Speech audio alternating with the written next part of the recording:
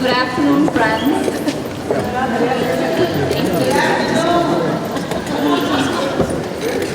Welcome to the King Urban Life Center and Church. Welcome to Just Food, Just Communities program. It's wonderful to have all of you here. We're gathered here inspired, I think, both by divinity in the space and by our shared humanity. So this is a great start to the evening. My name is Samina Raja. I'm a faculty member at the University at Buffalo, and I'm here to shepherd the program along and to tell you that we're all in for a wonderful treat today.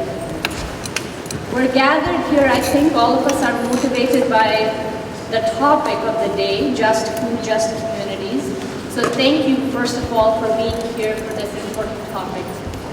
We're also motivated, I think, by the presence of an incredible leader and visionary who I hope will inspire all of us to take action before the program closes. I know I was inspired by her. I won't go into detail about her because she will be formally introduced later in the program. But one of the things that I wanted to begin by saying is that Buffalo is an incredible place because we are also privileged in the people that we already have in our community who are doing incredible work across the city. So tonight is not just an inspiration of a great leader in the country, but also an inspiration from our own community in the city of Buffalo. The topic for the day is Just Food, Just Communities. The title is intentional. We all, I think, care about equity and fairness, but justice requires us to go a bit further to think about what it means to have justice when we think about the very essential thing that makes life happen, which is food. In less sacred settings, I tend to joke a lot, but today the jokes are escaping me. But this one I think holds here too.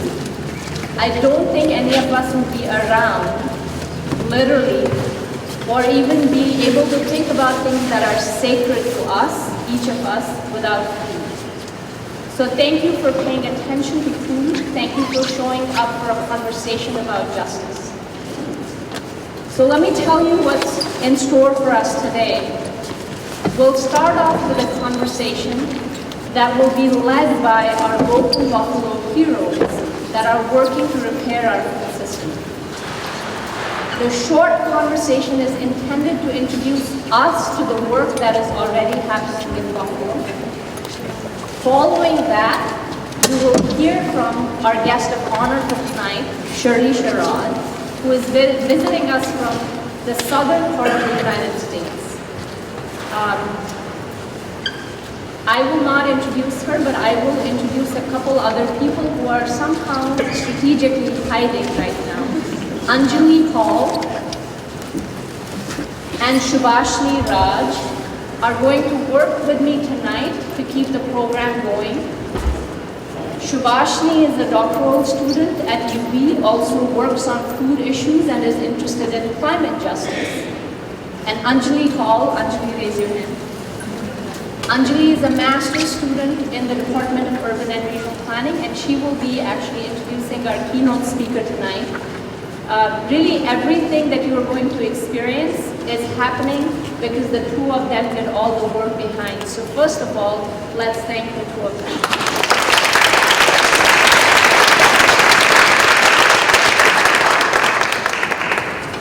We wouldn't be gathered here without the support of a lot of friends and partners, both locally but also nationally.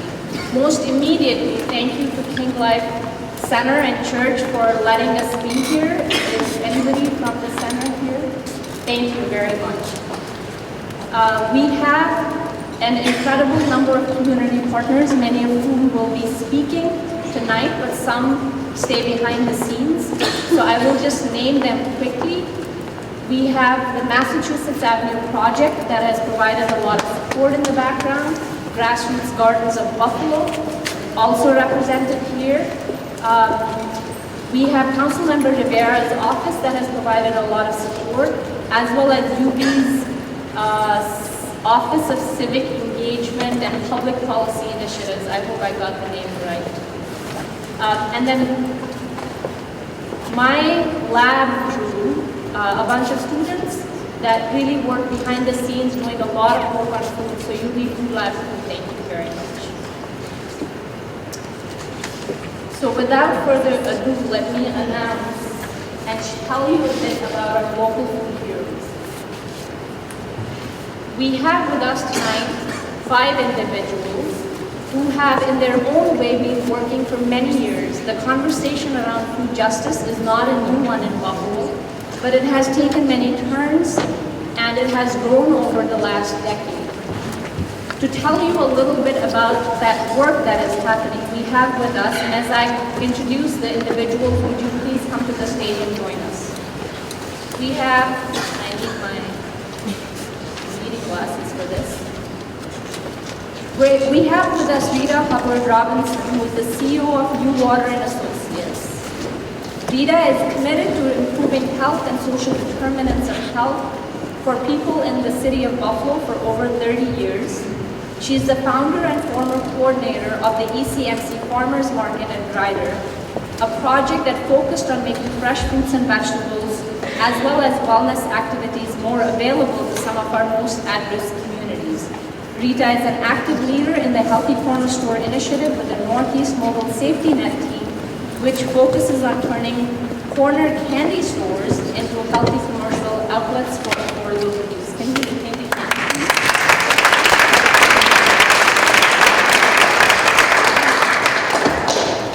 Joining Rita is Melissa Fratello. Melissa is the Executive Director at Grassroots Gardens of Buffalo, a position she has held since January 2014. After working with Senator Kirsten Gillibrand's Western New York office, for whom she served as the regional director, Melissa was actually even then raring to take on an active role in the local community. She believes that revitalization happens at the neighborhood level, block by block, and really community garden by community garden. She views them as a tool for vehicle transformation, engagement, and empowerment. She also serves on the board of directors for Buffalo Audubon Society and a bunch of other roles. And you better listen to her because she is a black belt in taekwondo. This is not on her joining the two of them is Bridget O'Brien-Wood. Bridget is the food service director of the Buffalo Public Schools. She has been with the Buffalo Board of Education since 1992. She often works behind the scenes. Lots of us get to know our other education leaders. She is responsible for making sure the kids in the school district get fed. I know many of us have lots of opinions about the food in the school. Bridget is working to change the landscape on food. She has a bachelor's degree in human nutrition and food science and has a degree in restaurant management from Colorado State University. And Bridget has been working on local food issues since 2003 or 4. I don't actually even remember. It's wonderful to have you here.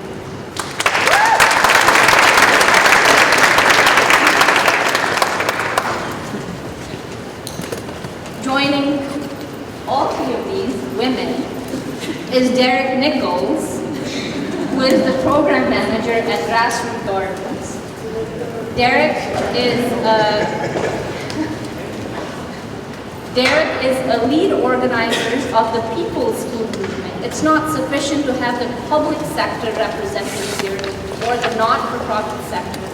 It's important in the city of Buffalo for residents' voices to be heard, and Derek is very committed to that. He is passionate about food and about staying active, and I have to brag, Derek is a graduate of our urban planning program where he focused on food systems in active cities, as is Melissa. Derek is also the co-chair of the Buffalo School Garden Committee and also shepherds Western New York Environmental Alliance Growing Group, which focuses on food systems in the Western New York region. Welcome, Derek.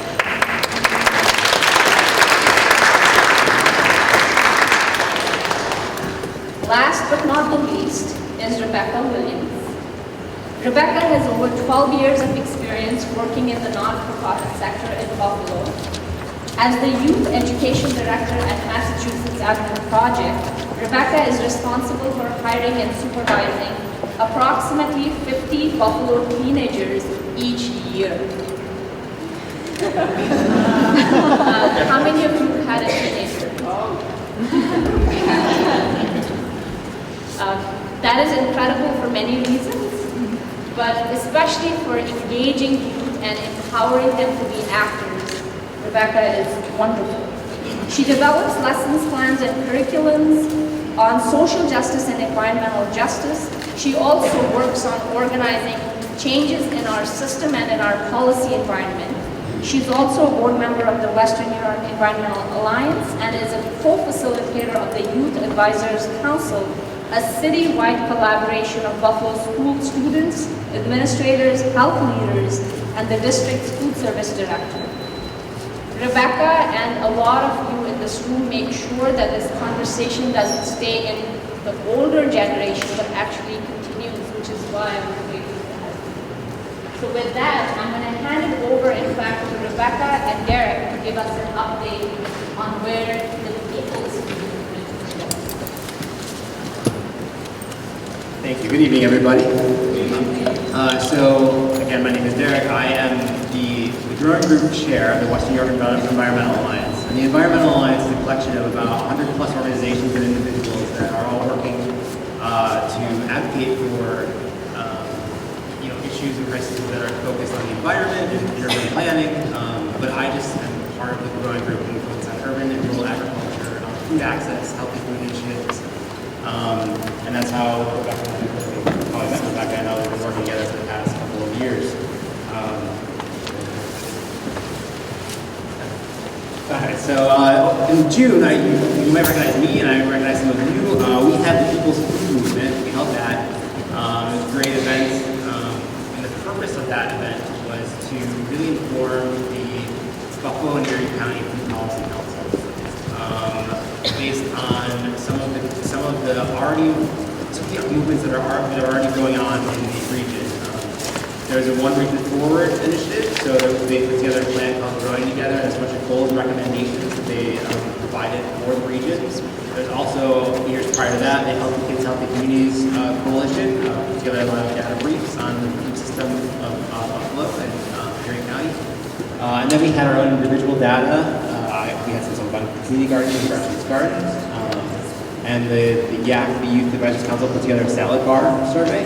So using all of those numbers and all of those resources, we invited the community to come and give us some feedback.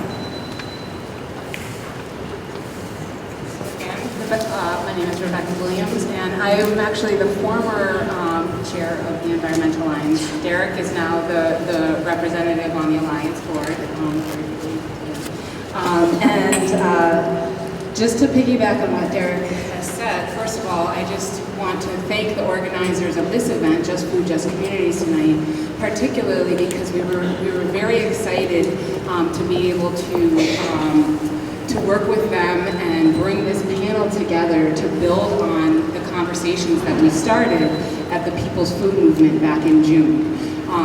As Derek said, the People's Food Movement came out of the Western Environmental Alliance Growing Working Group, which is a group of groups committed to food, agriculture, and gardens. My organization, Massachusetts Avenue Project, I represent MAP on the Growing Working Group. And of course, Derek represents Grassroots Gardens. We also had somebody from the Food Bank of Western New York there, as well as the Environmental Justice Action Group. And what we really wanted to do was inform our leaders in terms of food and food policy. So a couple years ago, May 2013, there was a Food Policy Council for Buffalo and Erie County that was formed underneath the Erie County Department of Health. And we wanted to make sure that that Food Policy Council was really listening to the voices of people who struggle the most regarding food access issues. And since our organizations work in the community and with people who have those kinds of issues, we thought that we could reach out to those people and invite them to come and weigh in on some of these suggestions that have been put forth in terms of the One Region Forward Plan and all of these other plans and documents that have been created for our region. We wanted to hear from people who it impacted the most. So that was our purpose for putting the People's Food Movement together.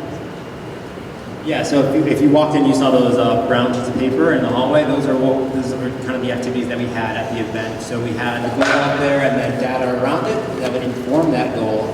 And then we collected the stories from the community of maybe the trouble getting access to a vehicle to get food, or the struggle they face day to day with healthy food access. And then at the end of the event, we gave everybody 3 dots, and they put dots on the top three choices, top 3 priorities they wanted the food policy council to tackle.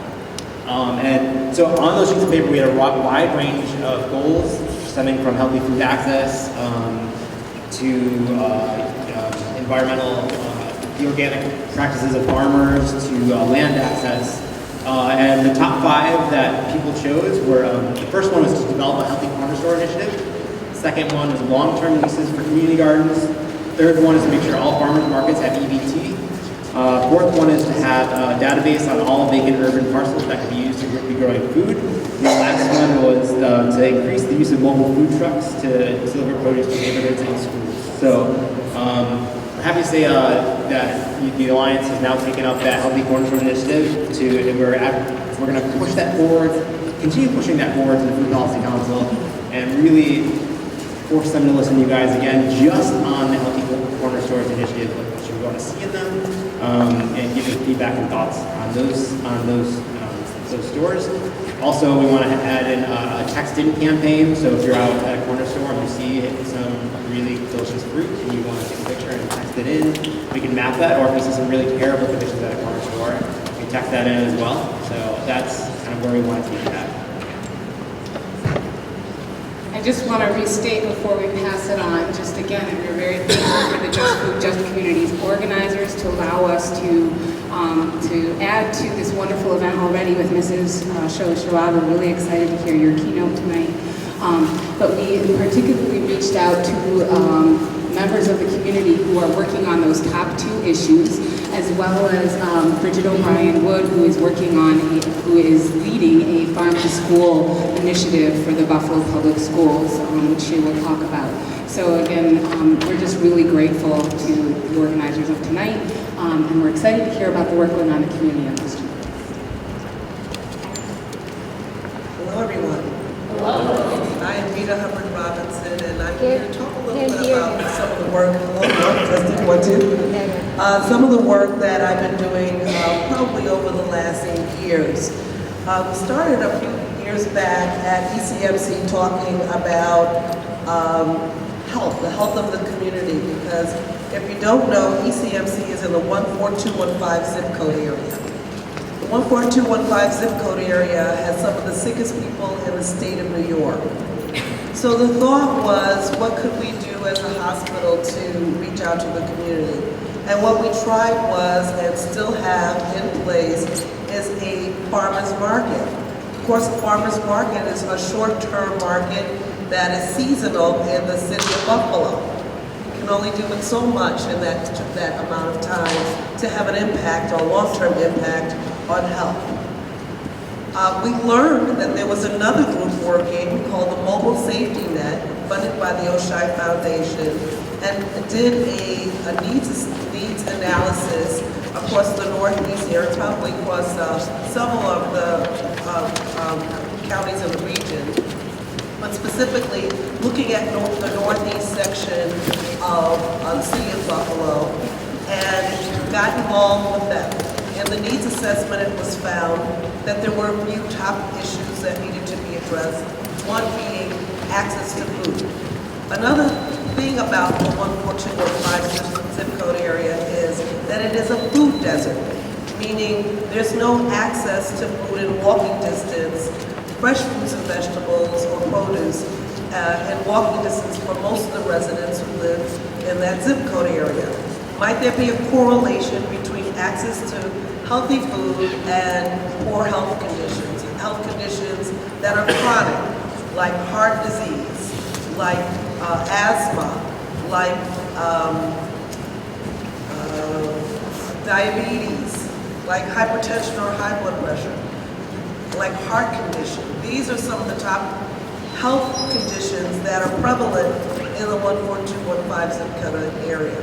Also, the 14212, 11, 04, and 06 zip code areas in the urban center all have some of the sickest people in the entire county living in those areas, most of which have poor access to food. So the Mobile Safety Net and a team of about 17 organizations have been sitting around the table, and we've been very committed, many of them are in the audience today, to coming up with a solution. I was happy to bring a project that I'd seen in Kentucky called the Healthy Corner Store Initiative. And so we brought it to the table, we talked a little bit about it today, and everyone got behind it.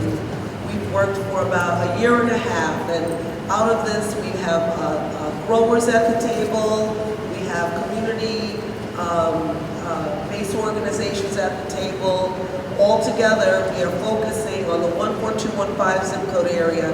We've identified 2 stores and 2 store owners who are willing to pilot a healthy corner store initiative in the city of Buffalo in the zip code 14215. We are very, very excited.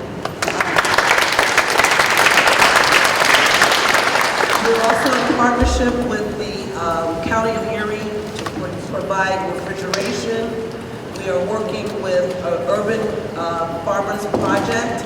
We're going to provide affordable food so that the food can be accessed and also afforded. Nobody wants to pay $1 for 1 orange, right? So we know that this is an important component. Okay, I could just use my outside voice. I could just use my outside voice with the mic too. Can you hear me back there? Yeah. Yes, okay. Great. So one of the things that we thought was a very important component was affordability, right? So people in the community, A, would be able to use, if they had food stamps or SNAP benefits, use them in a way that would be healthier for their family. We also know that many communities depend, particularly in the winter months, on those corner stores, and having potatoes that are loaded with salt and in a bag is not going to keep their family healthy. So we have identified, as I said, 2 stores, one on Amherst Street, one on Lisbon, that we're hoping to have a grand opening in January. In fact, we just had a very robust meeting before this meeting talking about our grand opening. And we're going to be having a series of community events. One of the things that I learned at the parking lot across the street from ECMC was it's not just bringing the food, it's also creating the palette. Yes. So the idea of if you build it, they will come, is just really not true when it comes to food. People have to enjoy their food. So food demonstrations, other community engagement and activities will be taking place over the next few weeks in preparation for a grand opening for the 2 stores in January. So that's really the sum and substance of it all, but we hope that after doing some learning over the next few months, we'll be opening up more stores in all of those zip code areas. Thank you.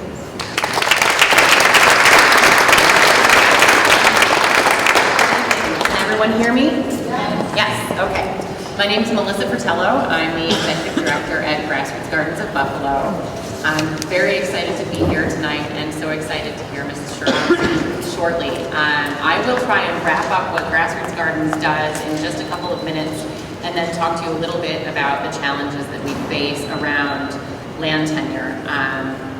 So we are an organization that was established back in 1992 by a West Side businessman named Milton Zeckhauser. We were established initially not necessarily to address food access issues, but to address the abundance of blighted vacant lots throughout the city of Buffalo, primarily on the east side and west side. And we operated very much as a grassroots organization for the first 13, 14 years of our existence, volunteer-led, with stable network of about 15 to 20 gardens. We hired our first executive director in 2010, and from that point up until now, we have grown from a network of 20 some odd gardens to a network of 94 gardens, most of which produce food.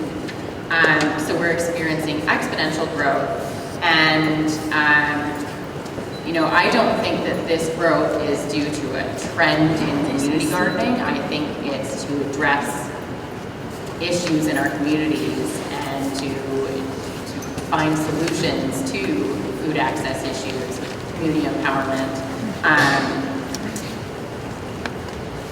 We have evolved over the last couple of years. Initially we existed to facilitate access to land. We didn't have a lot of programming or wraparound services around that access. We established a master lease with the city of Buffalo back in the 90s and had a very healthy relationship with City Hall. And at the time, our land wasn't as desirable as it is becoming today. So we were comfortable with that lease situation for many years and operated fairly smoothly. We provide liability insurance for all of those lots, and we provide basic materials to start the gardens. And our gardens range everything from ornamental to high levels of food production. And our model is community driven, meaning that we do not go out and select lots and tell the community that they should garden on them. They come to us and say, we want that lot to become a garden, and we make sure that there's sustainability in place and facilitate that for them. So our lease with the city of Buffalo has been a temporary arrangement that's been in place since the 90s, but has not been renewed since 2009. So it is currently a 30-day, month-to-month lease that provides only a 30-day protection to our gardens, which we are aware is problematic, and have been in negotiations with the city of Buffalo more heavily over recent months and over the last year to address. And what we have proposed with the city is a 5-year agreement that would protect our lots throughout the growing season from March until November. Initially, we had hoped to have a performance-based lease where food-producing lots would have higher protections. Through negotiations, have simplified that agreement to have the same protection for all gardens. We don't see that as enough, so we are preparing to purchase some of our lots as well. There will be some challenges around the land ownership piece. Number one, because we can't buy all 94 of our gardens. And we've set some clear criteria to select the gardens that we will purchase. But we're a little bit behind the ball in moving forward with this process because the development of the city of Buffalo is moving so rapidly, and we do have several gardens that are at risk, city-owned and privately owned. So we're moving forward to address that. We're very hopeful that we will have a long-term lease in place with the city, hopefully by the first of the year. But interestingly enough, what's holding us back from that agreement is the fact that we are growing food in our gardens, and there are concerns over liability around safe food production. So we've moved forward with a number of measures. We have every garden sign a food safety agreement. All of our gardens grow their food in raised beds with soil and mulch and compost sourced through GGB, organic source. And hopefully that will be enough to appease the law department and allow us to move forward. Am I missing anything, Derek? I just wanted to take a moment. I know we have several community gardeners in the office or in the audience from Grassroots Gardens. Can you raise your hands if you're a community gardener with Grassroots Gardens? Please stand. Because I just want to give you all, we're up here speaking, but you're all the ones doing the amazing work.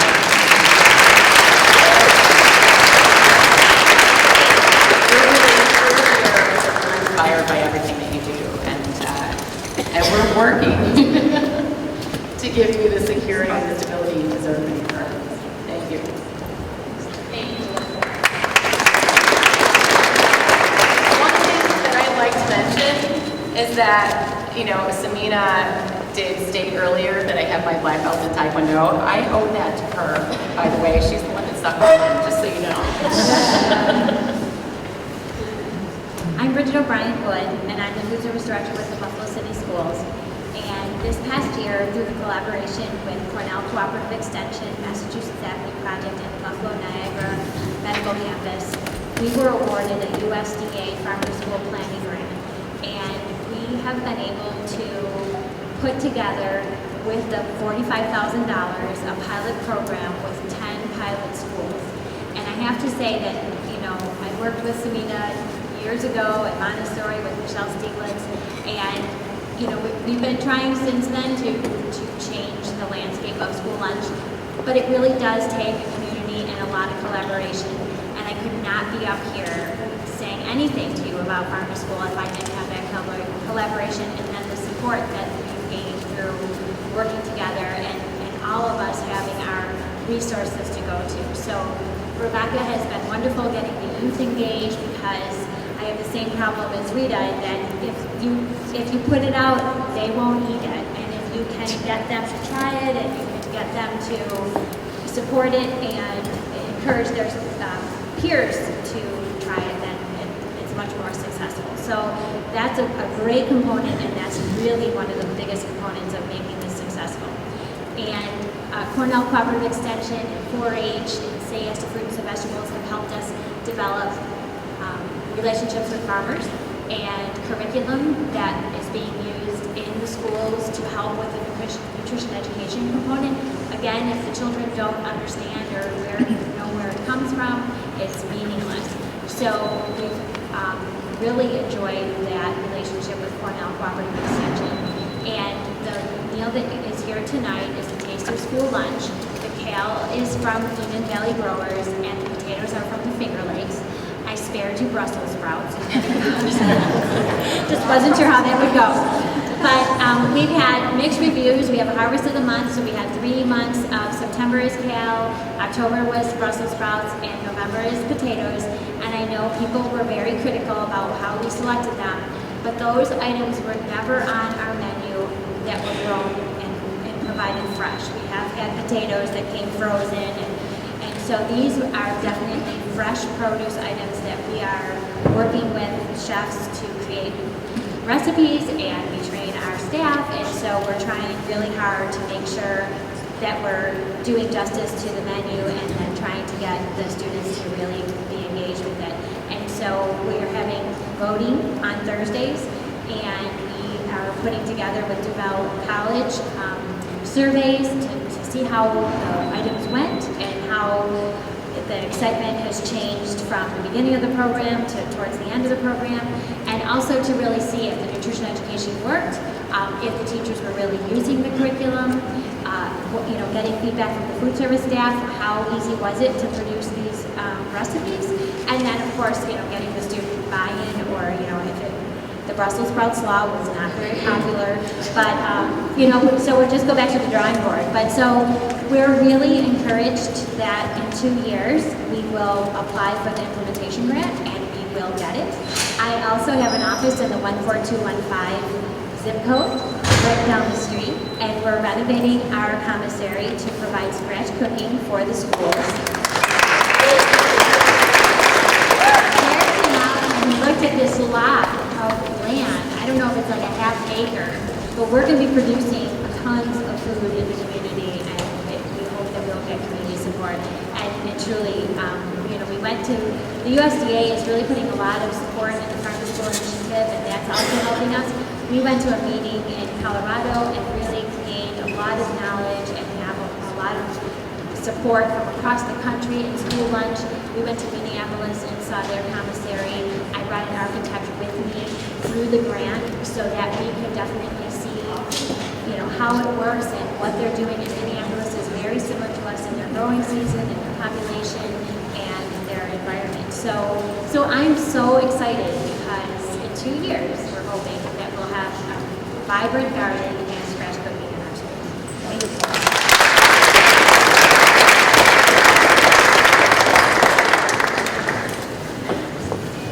We have an extra applause for the good food that Buffalo Public Schools.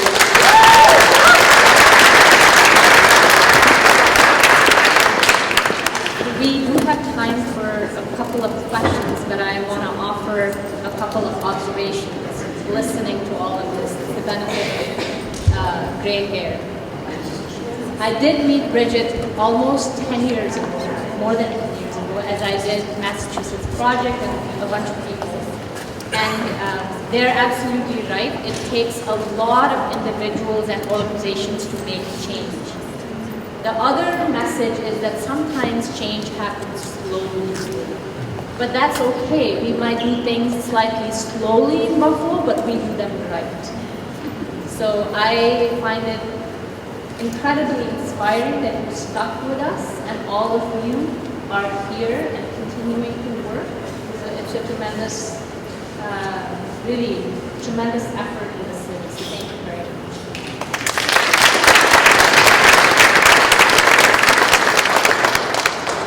Does anybody have questions for our panelists? And then we will start to the next section of our program. I can try and bring the mic over. We'll see if it's working. I'm fine. I think my voice is loud enough. Go for it. My question is for Melissa. Hi. How you doing? So, Melissa, in regards to trying to work out something with the city of Buffalo, have y'all given any thought to some of the gardens that the lots, the gardens that you have in the communities that they are, in the neighborhoods that they are, to see whether there's any interest in the neighborhood to purchase? You mean for the neighborhood to purchase the gardens themselves? Yes. Some of our community gardeners have moved forward and purchased the lots that they garden on. And there are actually a few in the works currently.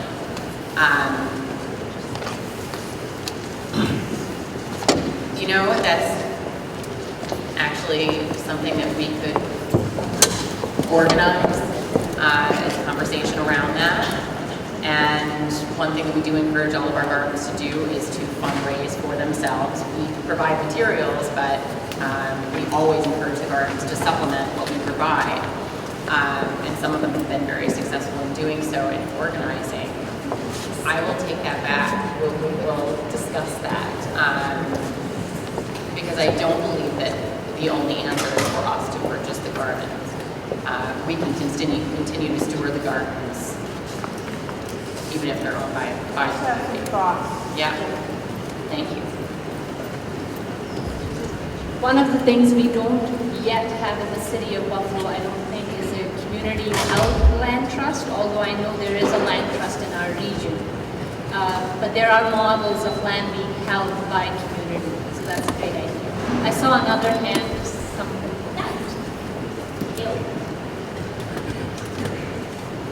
You said the Amherst and Lisbon corner stores are going to be healthy corner stores. So it's like, is that like a test run? What would that look like?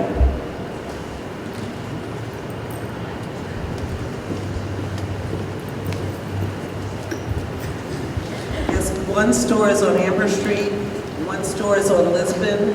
The store in Lisbon is a small store, really more of a traditional candy store. And the other is a larger store, so the models will look different, which is kind of purposeful. We want to see a variety of ways in which this can look. The one store currently has some fruits and vegetables, but our efforts will help to make it a little more robust. And what we're going to be doing as a coalition is to do the community engagement around fruits and vegetables to draw people in the store purposefully for the produce. In the smaller store, we're looking at a number of other options besides just fresh and on the, you know, whether it be grapes or bananas in a bunch. We're also looking at making fruit cups and other quick ways that maybe students can grab and eat fresh fruits and vegetables. So it may be a salad, it may be a fruit cup, it may be some other options as well. So we're looking at, you know, the way it comes off the vine, and also some things that are actually created that will make it easy, fresh to eat. There will be refrigeration available in stores that the county is going to be providing, and I think they get up to 2 or 3 years to determine whether it's successful, and they can keep it in a lease type arrangement, but not keep it as an ownership, because of course this is taxpayers' money that's providing the refrigeration. Does that answer your question? Do you have a follow-up? Yeah, is it going to be like affordable? Yes, the food is. The question was, is the food going to be affordable? Yes, we've taken some real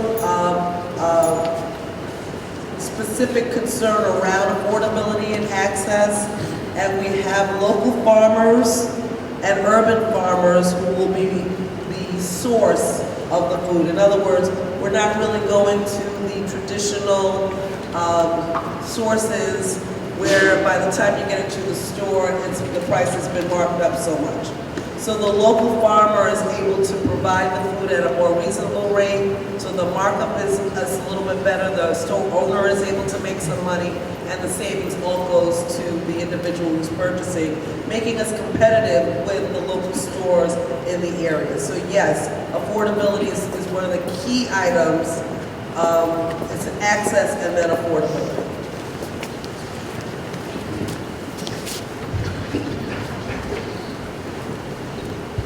There's a question here and then. You had mentioned about the palate, which is very, very important to what you decide to purchase, even if it is cheap. So have you put in place how I, the consumer, is going? I see the fruit, I see the salad, but an example of tasting it. You understand? I do. So that's the question. Have you put that in?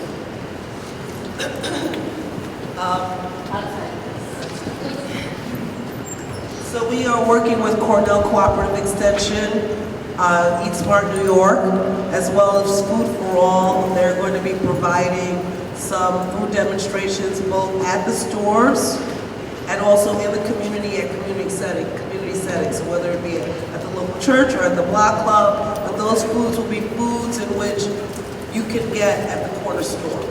So, because we know everybody's not going to come to the store to make those decisions, they're going to be made in other areas, and they say, oh, you mean I can get this kale over at the store?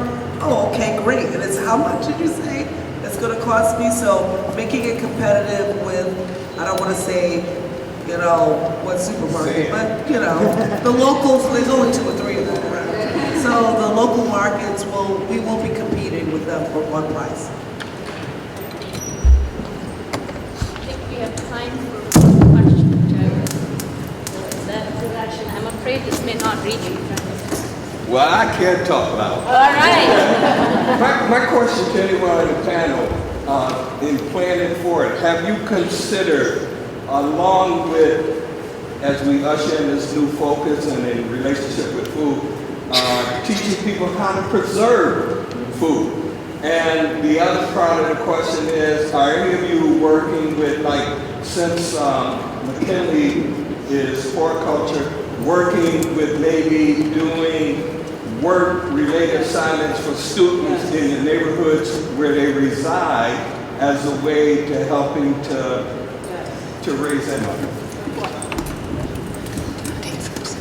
Yeah, sure. The first part of your question, this is much louder. Use my indoor voice. So the first part of your question, this Saturday we're having a canning workshop at West Side Community Services, which is at 161 Vermont Street. It'll be at 10 a.m.? Yes, yeah. So it's canning 101, so if you don't know how to can, it's the basic stuff. So come, you'll get to make your own salsa and can it there. I need an RSVP though, because space is kind of limited. So if you're interested, just find me and I'll give you my card when I come down there, or if anybody else is interested. And then I think,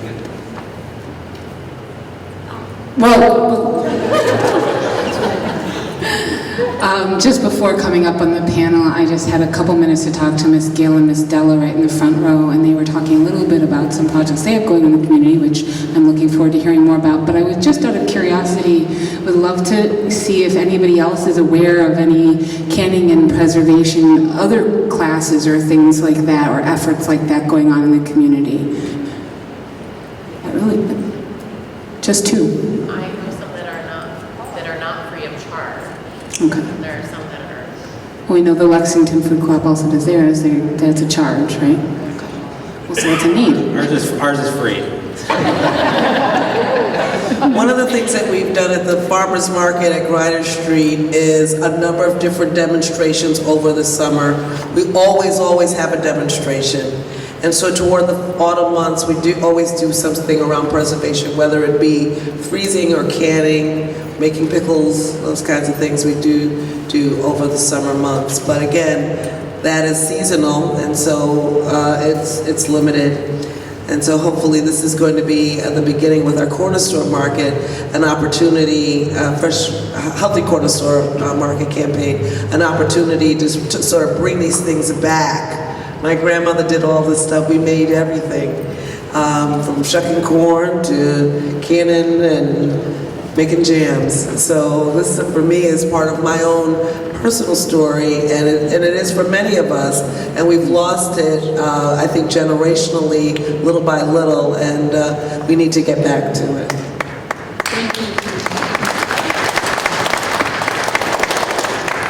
Please join me in thanking all the panelists for sharing the great perspective.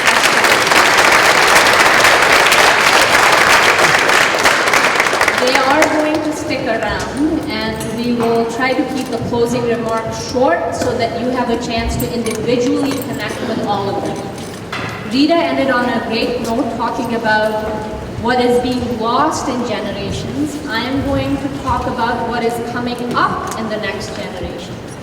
So as someone who was privileged to have some amazing teachers, I couldn't think of anything better than to have a good teacher, until I came across some students that made me rethink that. So now I think about the incredible privilege of having some amazing students. I'm going to invite one of them to join me, Anjali. Anjali Hall, as I said at the beginning of the program, is a graduate student in the Department of Planning at UB, and I requested her to introduce Ms. Shirley Sherrod, which she will do in a minute. But before I let her go, I want to embarrass her because that's what mothers and teachers do.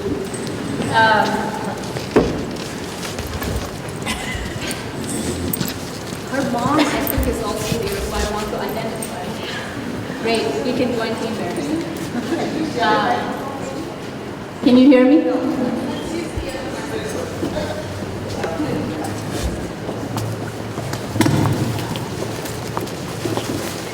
What I was saying is that it's a privilege to have great students, and that it was my students who taught me that it's not just a privilege to have good teachers, it's actually a great privilege to have good students. Several months ago, a student showed up in my lab, and I gave her a bunch of projects, and I asked her, which one is it that you want to work on? And the student had an opportunity to work on a global project which might involve travel. How many of us love to travel? And she was very determined and singular in her answer. Without much hesitation, she said that I will work on a project that focuses on racial and social justice in the United States in Doherty County. And that student is Anjali Hall. Anjali has been doing research on racial and social justice issues in Doherty County in Albany, Georgia, as part of a national project called Growing Food Connections. and I'm delighted that she is going to introduce Shirley Sherrod.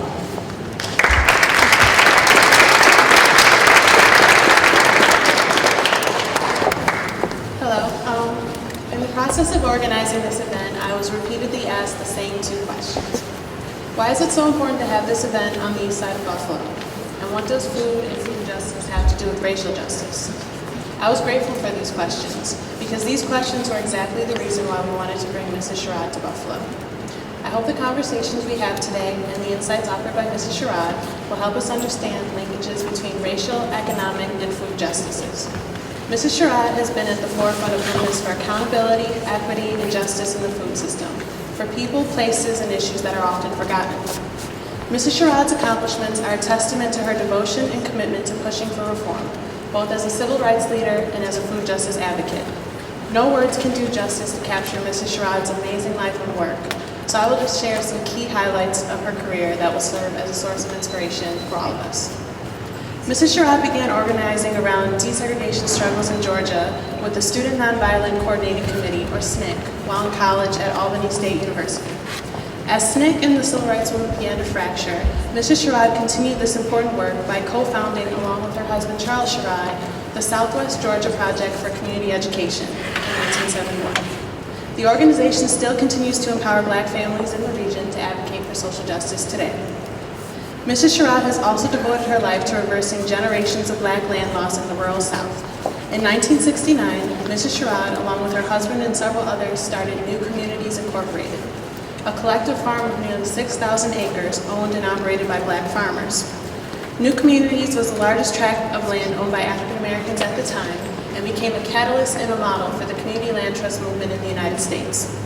The project encountered fierce opposition from local white farmers and state officials who blocked key funding sources for the project. Struggling under the weight of an ongoing drought and the denial of emergency loans by the US Department of Agriculture, New Communities lost its land to foreclosure in 1985. With a heart for justice, Mrs. Sherrod continued working through other organizations in the rural South to help Black farmers keep their land. New hope for New Communities arose in 1997 when the group joined a historic class action lawsuit filed by Black farmers against the US Department of Agriculture. The farmers claimed that they had been systematically denied emergency loans for over 2 decades, solely on the basis of race. The case was ruled in favor of the farmers in 1999, and 10 years later in 2009, Mrs. Sherrod and New Communities were notified that they would receive a staggering $13 million of the $1 billion settlement, the largest civil rights settlement in history.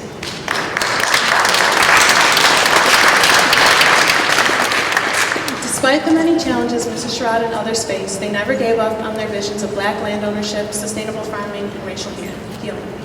In 2011, New Communities used the settlement money to purchase Cypress Pond Plantation, the largest former slave plantation in Georgia. The land is now home to Resora, a site for farming activities and a center for racial education. The development of an African-American grassroots organization owning a former slave plantation represents a remarkable victory and success. Mrs. Sherrod currently serves as the Executive Director of the Southwest Georgia Project. In recent years, under the leadership of Mrs. Sherrod, the Southwest Georgia Project has worked extremely hard to connect African-American small and mid-sized farmers with underserved rural and urban communities that lack access to healthy foods, in order to increase the economic viability of the farmers as well as the food security of these communities.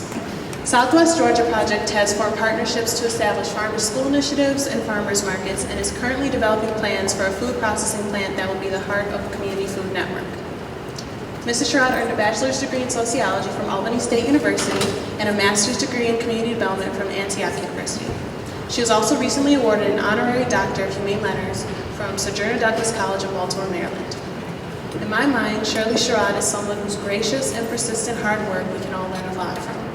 We are truly fortunate and humbled to have her here in Buffalo today, and I hope her talk inspires you to forge new directions and work towards racial, economic, and food justice.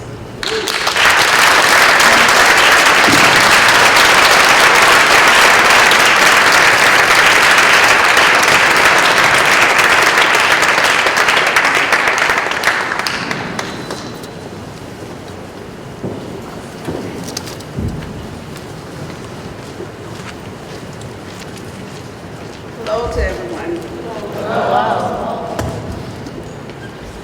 As I said to students and others today, when you've been out here working so long, you have to really think what you need to share. There's so much.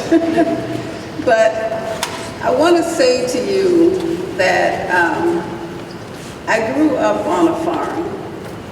I grew up on a farm in Baker County, Georgia, picking cotton and doing the other work that we had to do. We were landowners versus many of them who stayed on plantations. So we knew that working hard meant that, that was our livelihood and we could do many other things. I also grew up in Baker County, and if you ever get the chance, Google it, because it has a history. In fact, people still refer to it as the state of Baker. Because of the sheriffs and that, I won't go into all of that, but you can read about the sheriffs from that county because they ruled during my years the Gator. No one could come through the county without being stopped. And in the 60s, the Atlanta Journal-Constitution estimated his take on the road to be about $150,000. That's money that went into his pocket. And you have big plantation owners there, like Woodruff, who was chair of Coca-Cola, that had a 33,000-acre plantation. The Mellon family out of Pennsylvania, I believe, that a 25,000-acre plantation. Those plantations are still intact. So as I was looking forward to graduating from high school, I had decided I didn't want to have anything ever again to do with agriculture after I got out of high school. In fact, I was applying to colleges in the North because I had no intention of living my life in the South. I was getting out. I was getting away from the farm, and I was getting away from the conditions we had to live in Baker County. But, I say to young people, you can never say what you'll never do. During March of that year, 1965 rather, the year I was graduating, my father was murdered by a white farmer. And even though there were witnesses, the grand jury refused to indict him. On the night of my father's murder, I'm the oldest. At the time, my mother was pregnant. And my father and mother had tried 5 times to have a boy. And every time it was a girl. And we all had boys' nicknames. I was Bill. So he had convinced my mother, my youngest sister was 8 years old, he had convinced her to try one more time for the son. So as my senior year was starting, my mother was sick all the time, and I didn't know what was wrong. And one day at school, my best friend asked me, how is your mom? I said, she doesn't seem to be getting any better. She said, girl, your daddy was at the store yesterday giving out cigars. Your mama's going to have a baby. My father told everyone that this was the son. We were getting a new home, and with 5 girls, he was having one room there just for the boy. But during March of 1965, my mother delivered the baby in June, and it was a boy. But my father was murdered. He died on March 25th, 1965, so he didn't get to see the son. But as the oldest in the family, I felt I needed to do something. I felt that, I had all kind of thoughts about trying to kill the man who killed my father, but I couldn't do that. And I remember as our house filled with people who were coming to try to help us deal with it, I went into one of the bedrooms, since we just moved into the new house 1 week when my father was killed. And I went into one of the bedrooms and I was just praying to God for an answer. I needed to do something. and the thought came to me, you can give up your dreams of living in the North and devote your life, stay in the South and devote your life to working for change. So I made a commitment that night that I would stay and I would work. And that's what I've done these last 50 years plus a few months. We started the civil rights movement in Baker County, and Decatur didn't know what was happening. We ended up getting an injunction, and we made change in that way. But if you're gonna, and with the civil rights movement, it's one thing to fight for the right to vote, it's one thing to fight for the right to do other things, but you've gotta do something that's dealing with economic development or you won't make any changes. And that's what we saw. You've got to help people figure out how to be able to live and exist where they are. So that meant working in the rural areas of Southwest Georgia. I'm from an area, Albany has a 40% poverty rate. And Albany is the largest city in Southwest Georgia. There are some other counties and cities in Southwest Georgia where the child poverty rate is 65.2%, Clay County, Georgia, for example. So what do you do? How do you help these people that you're so much a part of figure out how to deal with the issues that they have to deal with on a daily basis? And many of them have either own land or have access to land. You know, that whole idea during the civil rights movement of trying to create a place for them. See, people would get, they would come to the mass meetings, and because they lived on some white man's farm and he learned that they attended a meeting or were trying to get involved, they'd have to move. They come to the meeting and now we have to figure out somewhere for them to go and try to help this family, the husband, get a job to help to support the family. So that's how we came up with the idea of building a community, and actually sent 8 people to Israel to study the kibbutz during the summer of 1968 in anticipation of starting new communities. And new communities became the first community land trust in the country, and it was the work that we did early on. Our farmers can grow. What has happened with a lot of farmers in the region, small farmers, they've tried to do through the years what the larger farmers do. That's growing cotton, peanuts, corn, wheat. Well, if you know anything about farming, it takes big equipment to do this, and expensive equipment. Those cotton pickers run somewhere around $300,000 up. You know, so a small farmer can't do this. So our farmers have struggled to try to get in this market, to try to make the land help support the family, doing things they really should not have been doing. And we looked at getting them involved in growing produce. Gosh, and I wish I could remember the name of the documentary that Oxfam America did based on our organizing, because there was discrimination everywhere, y'all. I mean, even on a state farmers market, it's an auction market, and black farmers couldn't get justice there. The buyers would pay very little for their produce.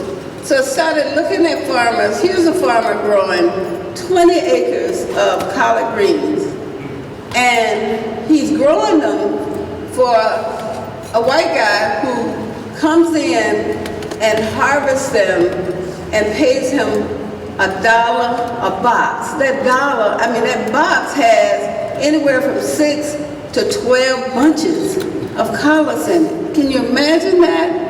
Now he's growing them and should have been getting that money for it.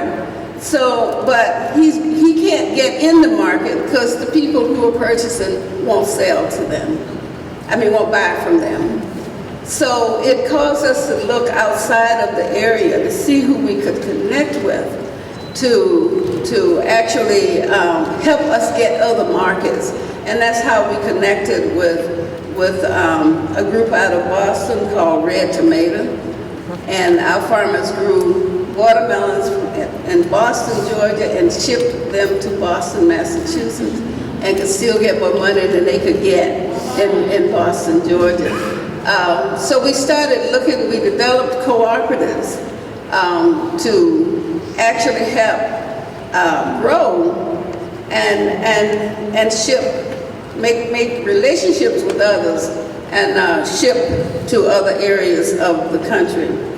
But there are lots of issues with that now. Transportation, you know, get these tractor trailers. We found one of them, I just happened to be standing around when we had about 6 tractor trailers getting loaded. We didn't have loading docks, you know.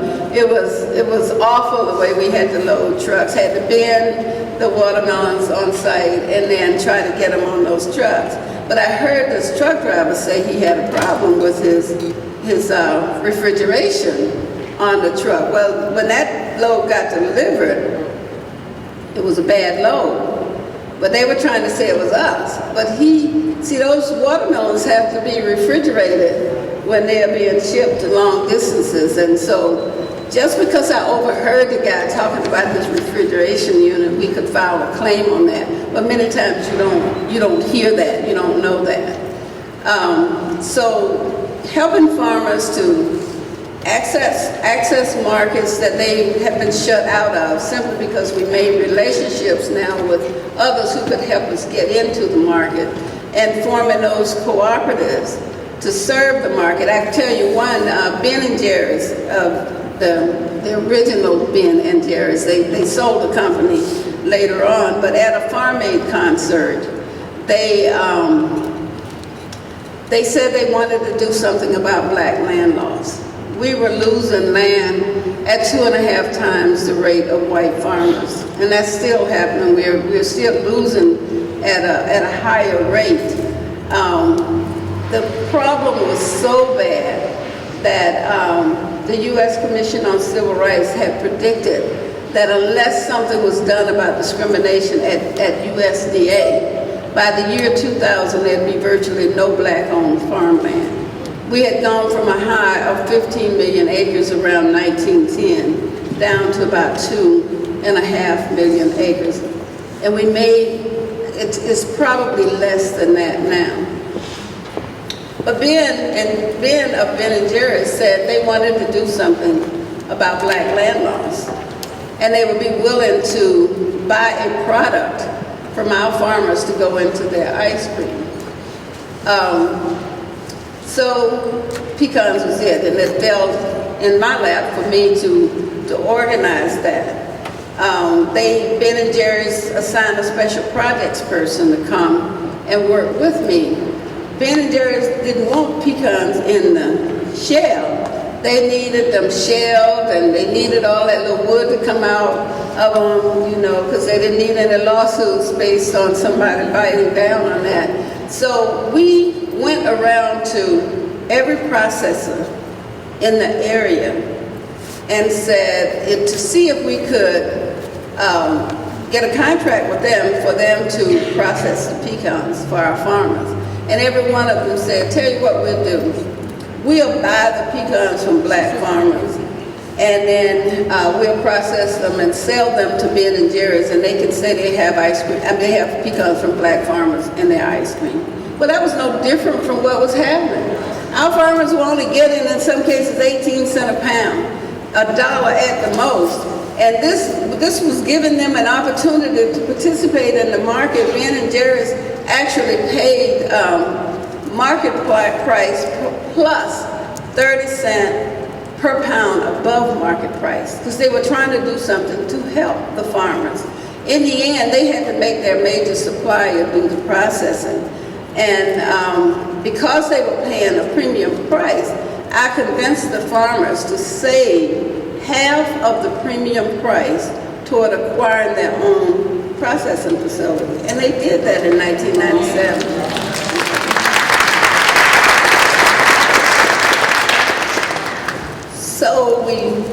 You know, we've continued to work on saving land. We've continued to work on training. And then we started looking at farm to school and community gardens. I'll never forget the first garden we have, and one of the things we did too is we would bring farmers in so that these young people could actually see and talk and ask questions of farmers, and farmers would bring products for them to see. With the school system, we'd bring the product and the farmer, and then there would be a tasting. They'd see it, you know, raw. The school director would have, for example, with butternut squash, and that is something, we didn't have a way to process them, but let me just tell you about that, because they wanted butternut squash and they wanted it diced, peeled and diced and bagged in 5-pound bags. So we didn't have a facility to be able to do it, but we had helped to start a commercial kitchen nearby. So, and then Turner Job Corps had all these culinary arts students, and the food bank had a refrigerated truck. So we cut and diced by hand squash, butternut squash from Thursday till Sunday. And then the food bank actually made the delivery so that the kids, they were able to see the butternut squash, you know, in this, the way it's grown. And then they were able to eat an amazing soup from butternut squash that had been prepared. And we did that with other products too. But I wanted to tell you about this first garden. So we are at the Boys Club, and this was a few years back. We were planting broccoli and cabbage. And we brought farmers in to help. And it's amazing how they were getting a chance to interact with these farmers who were happy to be able to talk to these young people about how it's grown and then helping to get it planted. So one young boy, he's about 8 years old, he's standing back, and he said, I don't eat food from the earth, it has nature on it. So we asked him, so where does your food come from? He said, from the grocery store. And then when we started explaining to him where that comes from, he put his hand over his face saying, stop, that's gross. But, you know, we're in a major farming area, and it shows just how much we've been displaced from the land and from food. So we've planted many other gardens since then with the school system. And the amazing thing is that once we delivered food to the school system in Albany, other food directors heard about it. They invited us to come to a meeting of food directors, and every food director in the area wanted us to deliver product to them. But we don't have a facility, you know, to be able to prepare this. So we looked at the old state farmers market in Albany, and it wasn't being used. So we went and met with the county administrator and said, you know, we'd like to get this building and turn it into a processing facility. So he said, well, currently the state owns it, but we gave them that land 25 years ago. So we've been trying to get it back from them. And they were encouraging us, you know, oh, this is a great use for it. You know, they contacted the state quickly deeded the land back to the county. We had the architect in designing it so that students would be able to go out and visit a farm, seeing food being grown, come back to the facility, see it being prepared to go to their lunchrooms, and then the next time they would see it, they'd be eating it. You know, it was just perfect, we thought. Well, once we went through all of that trouble, the county, I think the county wanted the building. They've been trying to get it back, and they used us to get it back, and then said there was a stipulation that the state put on it that it had to be open to the public. Whatever happens there had to be open to the public. Well, we said, that's what we've done. We've arranged it so that there'd be tours. We had a meeting room that the community and the farmers could use for training. And because it was in a food desert, we had a retail section there for it. But, you know, I felt used after dealing with that process because they had no intention of letting us have the buildings. I have the architectural drawings now. It would have been a beautiful thing. So there was a big setback for us. We need a facility because the lunchrooms don't want a bunch of collard greens. They want collard greens cut up, washed, bagged, and ready to go in the pot. The same thing with other produce. So big setback sort of had us where we didn't know just what to do. And during the time we were dealing with that, the Winn-Dixie stores were closing in Albany. I think they had 3 sites. So we actually, one person representing the owners came into town, and we talked to him saying, you know, we could really use this. We went to tour the place. It's huge. It's almost 47,000 square feet. More footage than we needed for the food hub, but the other things can happen there. But they thought they could sell it. We didn't have the money to buy that. So again, a major setback for us. But we've continued to work with farmers. We've continued to work with school systems.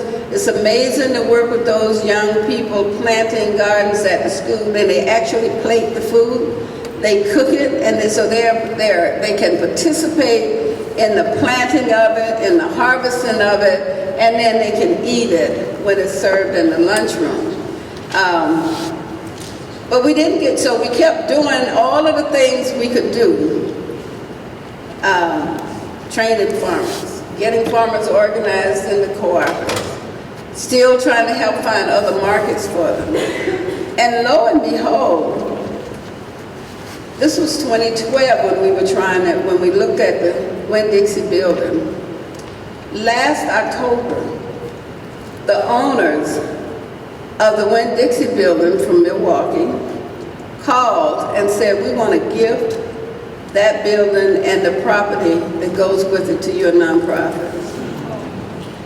I was so excited, I started, you know, this is a game changer. And then I was scared. Oh my goodness, where are we gonna get the money from to deal with this? You know, it was really, you know, excited and then scared. So we didn't accept it right away. Kept stalling until I could try to figure out, you know, what can we do? Where are we going to find this kind of money? Because the building is in an urban area with a population more than 50,000, then USDA Rural Development technically can't invest anything in the building. So I couldn't look to USDA, you know, so this has got to come from somewhere else. So I do a lot of speaking, and everywhere I went, I was talking about it. We have the opportunity to have this, accept this major gift, but we don't have money. And then the owners brought in a guy from, they said he deals with new market tax credit. All the time we're getting training on food hubs, going to conferences and so forth. And everyone, these other food hub owners are telling us, you don't want to start with a lot of debt. That's what new market tax credits would bring to us. And then they brought this guy in who wanted us to sign a contract with him for $5,000 with $50,000 being due at closing.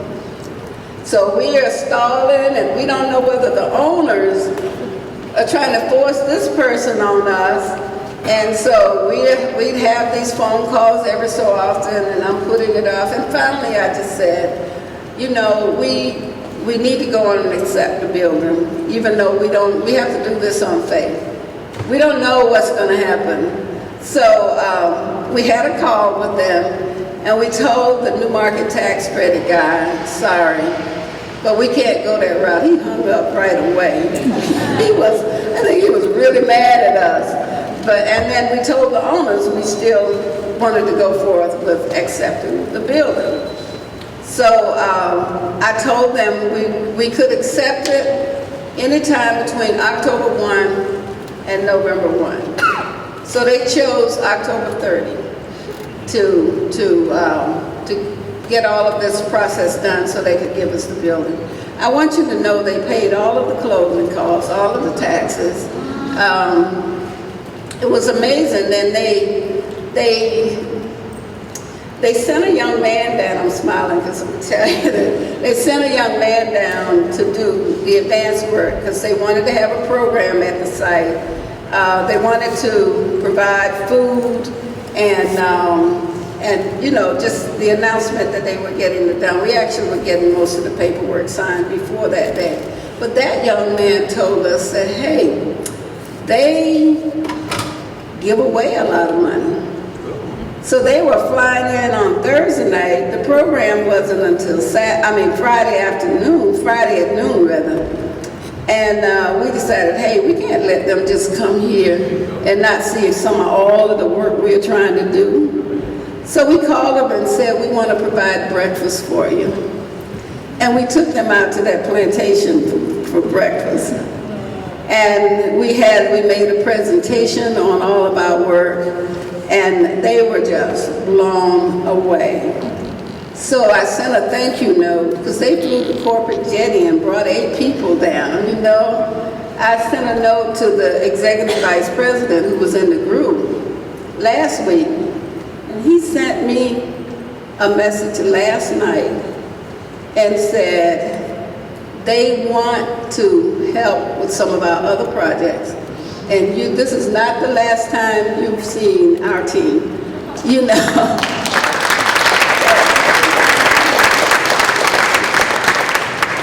I'm weaving some of this in to let you know that it looks like doors will close. And you can't figure out where to go, how to go, who to go to, but you can't give up. When the plantation was mentioned, we lost everything in 1985, largely due to discrimination by local whites and USDA. It was supposed to be all over for us, but we didn't give up. We lost 6,000 acres of land. You have to know what that does to you, but you can't give up. You know, I channeled my work with helping other farmers make sure they didn't lose land. And lo and behold, the lawsuit, the black farmers lawsuit, the Pickford case came up. And once we agreed on a settlement with Pickford, there were 2 classes, A and B. I won't go into giving you the lesson with that, but anyway, there were 2 classes. I was so busy, you all, going about trying to help farmers know what they needed together for the lawyers and helping them to get that information so that they could file a claim. I almost completely forgot about our loss. Because with the Pickford case, you had to have experienced the discrimination between 1981 and 1996. We were still farming at that time. So I'm driving from Alabama one night where I had been there working with a lot of farmers, and the light bulb went off. Oh my goodness, we were farming in 1981. New communities can file a claim. Now, we lost everything in 85. So this is 1999 when the claims could be filed. You had 6 months from April to October, 1999. We filed a claim. And it took 10 years. 10 years. We didn't hear from our lawyers. Well, things happened during those 10 years. Our hearing was held in 2002.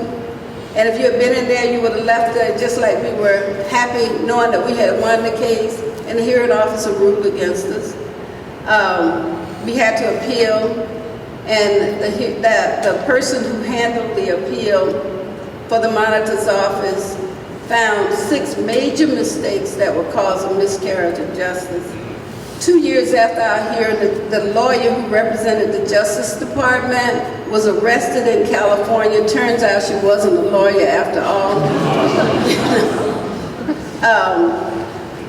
When the monitor's office found the mistakes, they sent it to the chief adjudicator, where his wife was our hearing officer. Now he was faced with having to reverse his wife's decision. And so it took him from October 2006 until July 8, 2009 to give a decision in our case. So, and so we ended up with the largest payout in Pickford. Now we could look for land again. We didn't give up. So now we have one of their plantations. It's not what we set out to get, but, and they can't figure out, when a reporter heard that the sale would take place, he called our house, and I answered the phone, and he said, I heard you and Charles are buying Cypress Pond Plantation. I said, Charles and I don't have the money to buy any plantation. So he said, is it New Communities? And I said, yes. I said, but I wish you wouldn't print this. We are still trying to make the deal. Well, I knew we had signed the paperwork and had 30 days to close.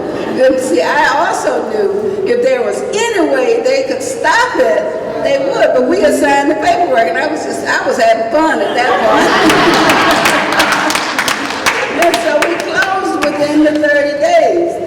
That plantation was once owned by the largest slave owner and the wealthiest man in Georgia, and he held the largest number of slaves at that one. He had about 9 plantations in the state. He died in 1851. He had built the antebellum home that's on site. His son died in 1858. So we have a copy of an ad from December the 29th, 1859, where they were selling 150 slaves from that plantation. It has a long history. We didn't know it when we purchased it. I had a problem with antebellum. Why would we want some antebellum? So the previous owner invented the system for paying for fuel at the pump. And he had lots of money. He spent $3 million restoring the antebellum home. Okay, $3 million. He turned the whole house around. Made the front, the back, and the back, the front. He built cottages and so forth on the property. Prime piece of property. He developed ALS though, and died in 2008. We learned about our award in 2009. And in 2011, when we were actually out looking for land, someone suggested going to look at this place. When he died, they put it on the market for $21 million. When we went to look at it, they had dropped the price to 6.9. And they said, but it gets better than that. It gets better than that. The salesman kept saying, just put an offer on it. The corporation is holding it and they're ready to let it go. Just put an offer. So my husband, who was in the group, said, see if they'll take $5 million. They let us know the next day they would take $5 million. But they were not willing to include the equipment. And we were looking at another plantation too, because this is what was available there in Dougherty County. And so we got a consultant to come in and help us make a decision. And he said, you have to get Cypress Pond Plantation because of all of the improvements. But you can get it for less than $5 million and make them include the equipment. So we got everything for $4.5 million. So you can't give up. You just have to keep working. working, stay true to what you're trying to do. And you won't know sometimes why it happened, how it happened, but it happens. You know, and if you need to be in place to be able to do it. I know God intended for us to end up there. Because when you look at all that happened to us, they took 6,000 acres from us. Sometimes they would shoot at our buildings and so forth. And God gave us a plantation already intact. Hallelujah. And we're trying to do some amazing things there with it. So there's so much I could say to you, but the main thing I want to say is try it. If it doesn't work this time, don't give up. And try to involve some of the farmers in what you're doing. Let those young people meet the farmers. Let them ask them questions. Let them touch them, you know, and you never know what will come out of it. It helps the farmer and it helps them. So thank you.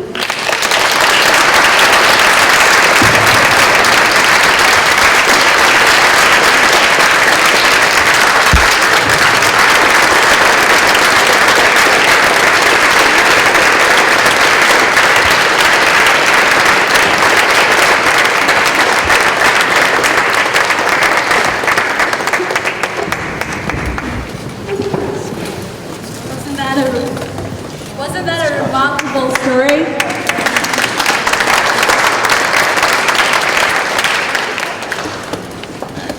So,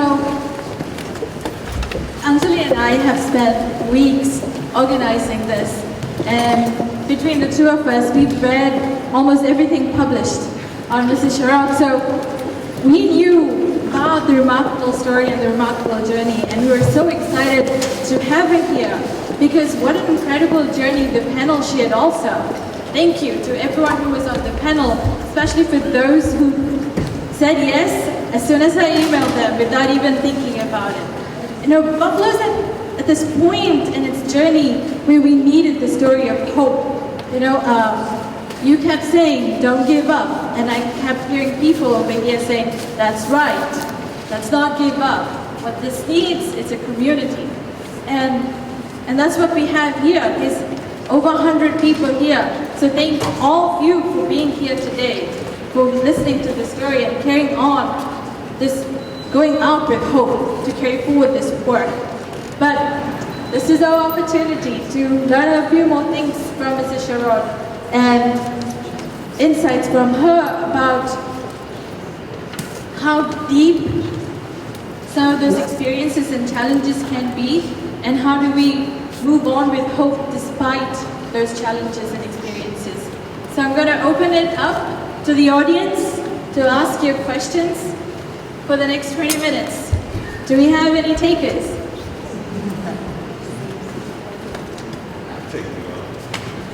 God, I know you have an outside voice and you don't need the mic. Well, the only question I would ask, because it was dealing with a lot of black farms and farmers, as we look at the needs today and the need for there to be a diverse army on this issue, what would you say at this point? Because we know, well, some of us know about how black farm owners, landowners were undermined, but today it really is a diverse effort meeting all of us. So what would you say?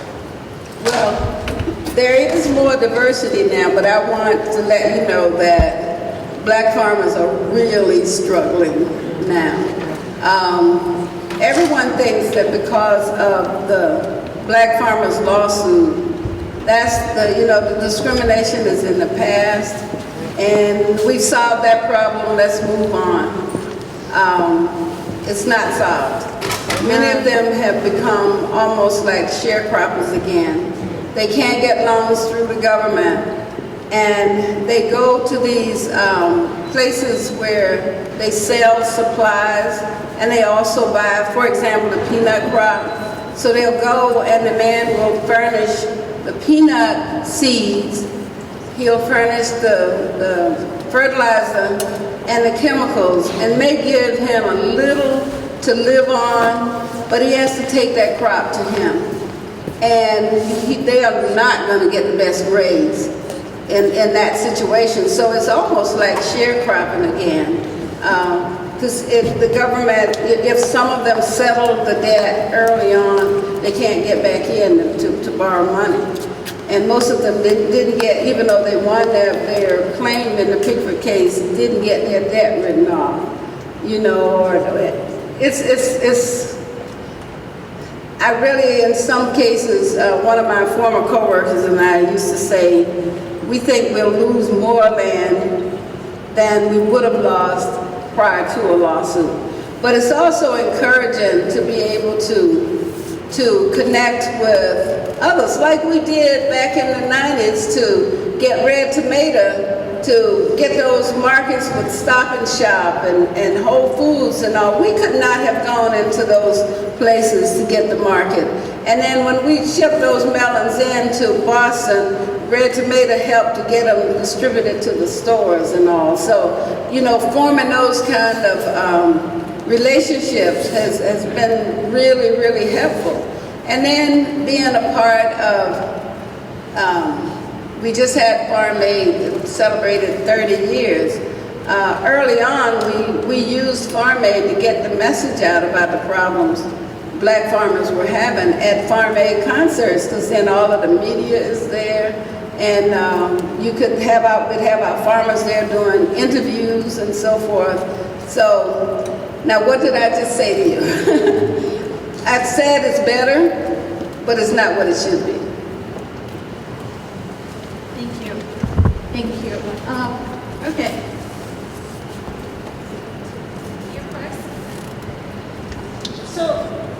So given the lows and the highs, can you say a little bit what this whole process has done to the people that have been involved in it? You know, what is it that they will not lose even when that next slump comes again? Part of what's happened is that it's been so difficult to get our young people involved in agriculture. Now, some of them, they didn't pick cotton like I did, but they saw their fathers and grandfathers struggling so hard and working so hard and not making anything. So one of the problems we have is very few young African-American males want to farm, even though they have the land.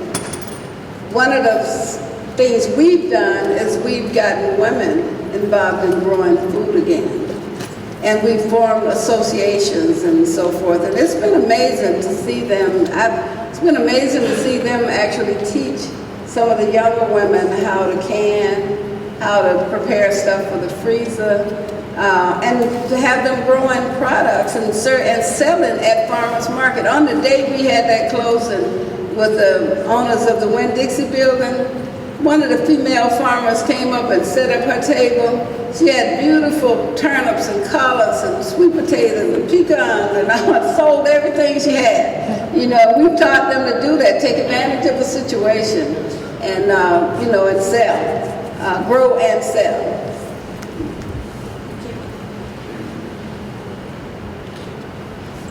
First of all, thank you so much for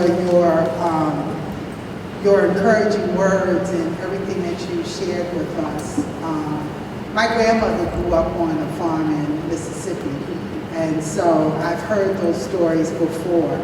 I wonder, how can we connect the problem that we have here in Buffalo concerning food deserts and the issues around food justice with the solution that may be present in your story that you just told us with the farmers.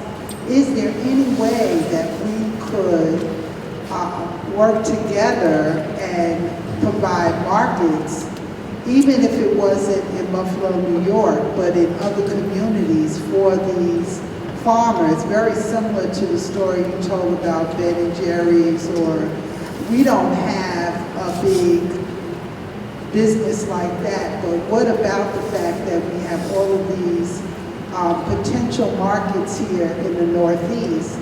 Is there any way that they could be connected? You should see my master's thesis that I did back in 1989. It was the multi-purpose cooperative as a way to save black-owned land, and it specifically talked about connecting with black people, especially in some of the major cities in the country. Now, one of my former co-workers, Ben Burkett, with the Mississippi Association of Cooperatives, he's brought food into Chicago on a regular basis. You know, what I found is a lot of the black people in Chicago came from Mississippi. Right. You know? Yeah. So in fact, he's in Georgia now. He told me he would be there this morning to try to buy some pecans from us, because his cooperative also serve markets in New Orleans and other places. So it's possible, is what I'm saying to you. We have shipped long distances. I hear proposals for shipping. That's what I was going to say. If it's possible, and I think it is also, what would you think would be the first step if there was any kind of connection that would be formed between Western New York and what you're doing in terms of the market? Yeah, it would call talk. We need to talk to each other to see what the barriers would be and see what we need to do to work them out. I can tell you now, with some of our farmers, there was a history. You know, we were so trusting back in the 60s. We'd connect with, I never forget, we shipped a tractor-trailer load of sweet potatoes. We didn't grade them. We took them to the white guy who owned the facility to do the grading and all. And they tried to say the potatoes were bad. We knew they were not. So we have to get beyond that so that we can work with each other. I'm saying that kind of thing because it happened many, many times where we were trusted and sent the product and never got a dime for it. Following up from that, I know there's a lot of young people in the crowd, and as the moderator, I get to call you out. Do you have any questions, any burning questions? I see Sam in the back. Sam.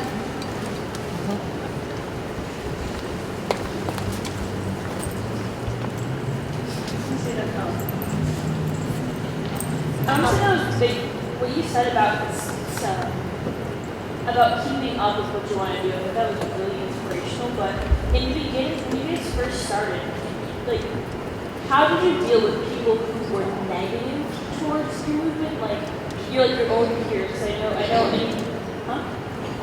Good question. I think when you start any movement, if you're anybody, it's really hard to get your own peers to agree with you. And then, if they didn't agree with you, did that really affect your morale? You have to shake it off and let it go, because you can see something they can't see. Many of them will come along later when you've made it happen, but you have to be willing to take the blows and just keep working at it. And that's what we've done through the years, started with the civil rights movement and the beatings we endured and so forth, and on up to the work that we started doing with economic development, because we knew that was the way. And I should say to you, the Southwest Georgia Project, when my husband was one of the founding members of SNCC, and he came to Albany, and the work was known as the Southwest Georgia Project. When Stokely became the director of SNCC, he said all whites needed to go work in their own community. We didn't agree with that. So we separated from SNCC and incorporated the Southwest Georgia Project. See, we didn't stop. Albany is known, they say Albany was a failure, the movement failure. A lot of people won't come through there. We are the only movement work that started in 1961 and has not stopped. So when people tell me, they say the movement era, I'm like, what are you talking about? I'm still working in the civil rights movement.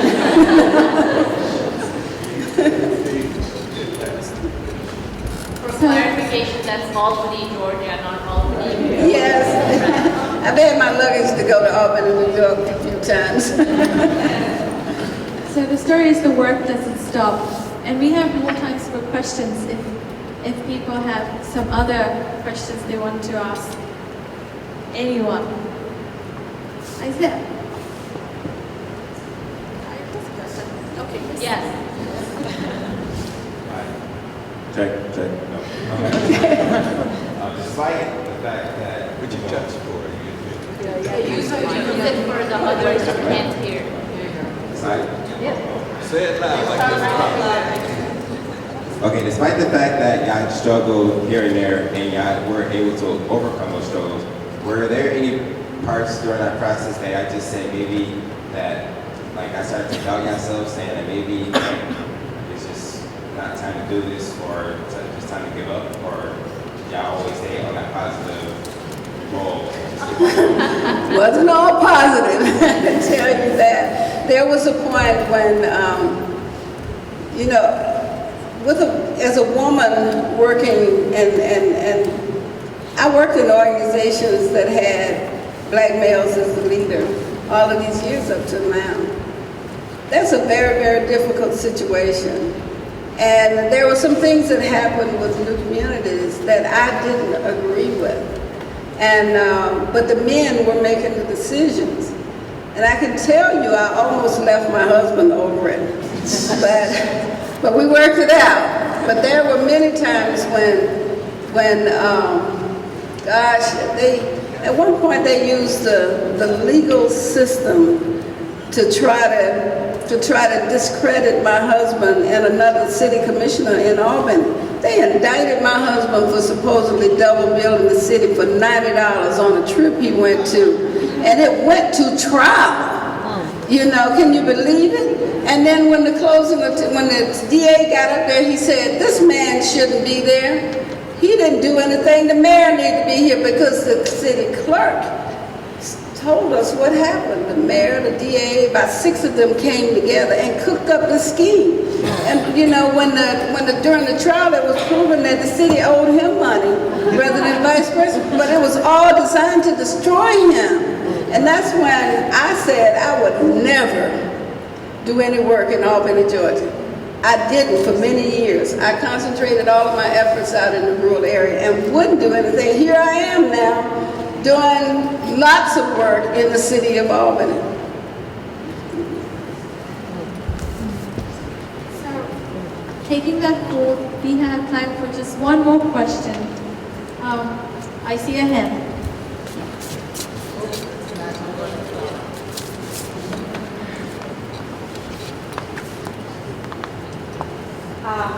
I actually have more of a comment than a question. I just wanted to say that I'm sure over the years that your dad has been looking down on you and has realized that with a daughter like you, that you didn't necessarily need to make sense.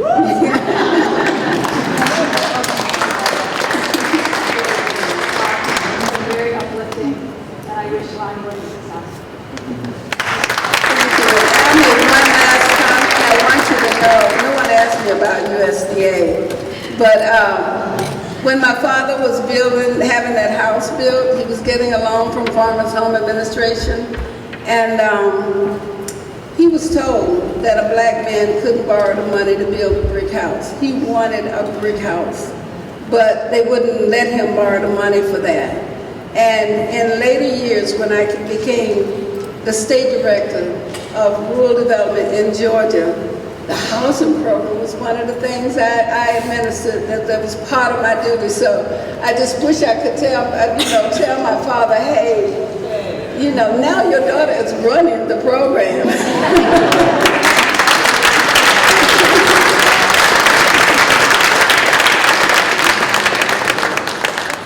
Thank you very much.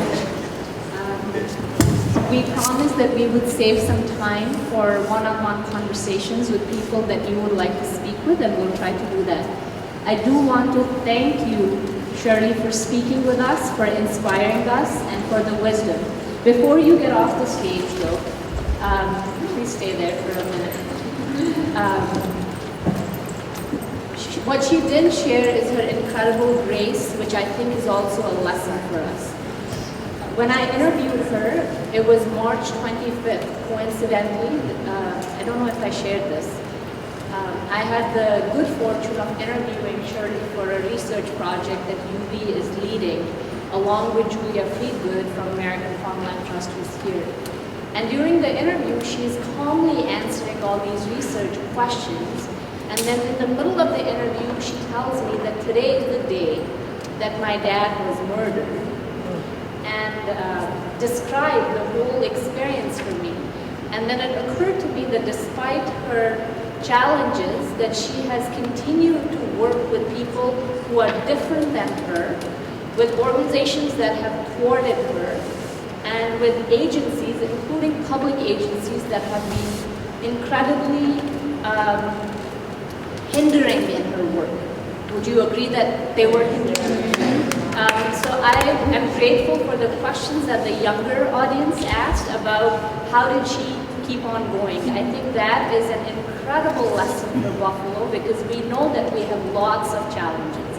We're not Seattle, we're not Portland, we don't have a lot of money, but we've got a lot of heart, and we've got lots of good organizations, and we've got a tendency to just stick with it.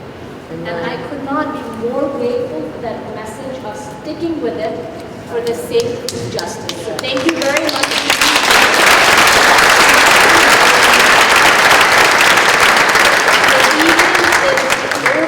Formally, but stick around and get to know people that you don't know.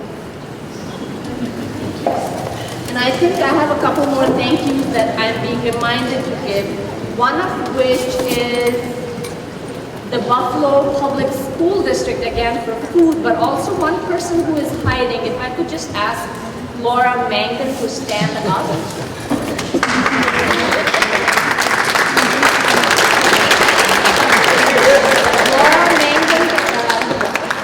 I never remember the official title of her office at UB, but she is the person who tries to get UB to work with community partnerships. And thank you, Laura, for organizing and helping us pull this together. And I want to put in a plug for a second community event that is happening tonight that is being held at the Birchfield Penny.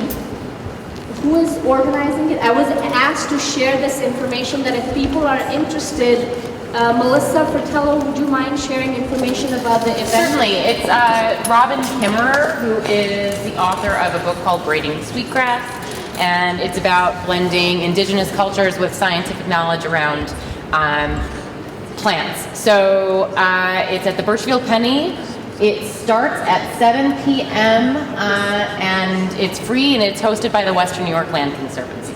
So if anybody is interested in that, you're welcome to go there. But thank you again for being here, and I hope you get a chance to talk to each other. Thank you.